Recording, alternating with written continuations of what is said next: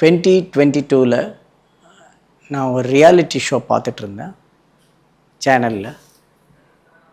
அதில் ஒரு அம்மாவும் பையனும் பேசிகிட்டு இருந்தாங்க. அம்மாவும் பையனும் அப்படின்னா அந்த அம்மாவுக்கு ஒரு 45 43 அந்த ஏஜில் இருந்தாங்க. பையன் வந்து 24 25 அந்த ஏஜில் இருந்தாங்க. ஸோ ஆனால் அவங்க பேசின விதம், அந்த டாபிக் வந்து அந்த டாப்பிக்குள்ளே ஒரு சினிமா இருந்துச்சு அப்படின்னு எனக்கு தெரிஞ்சுது. ஸோ அந்த பையன் பேர் பாஸ்கர், கள்ளக்குறிச்சி மாவட்டத்தை சேர்ந்தவங்க. ஸோ நான் அந்த பையனையும் பாஸ்கரையும் அவங்க அம்மா செல்வியும் மீட் பண்ணேன்.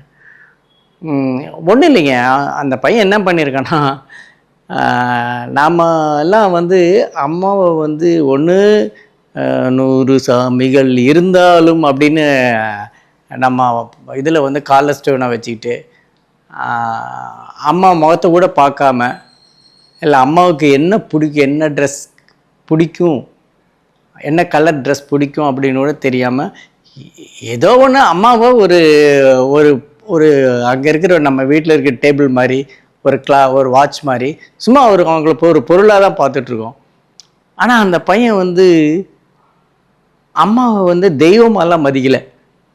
அம்மா வந்து ஒரு மனுஷின்னு நினச்சி அப்படி பார்க்க தொடங்கியிருக்கான் அம்மாவை.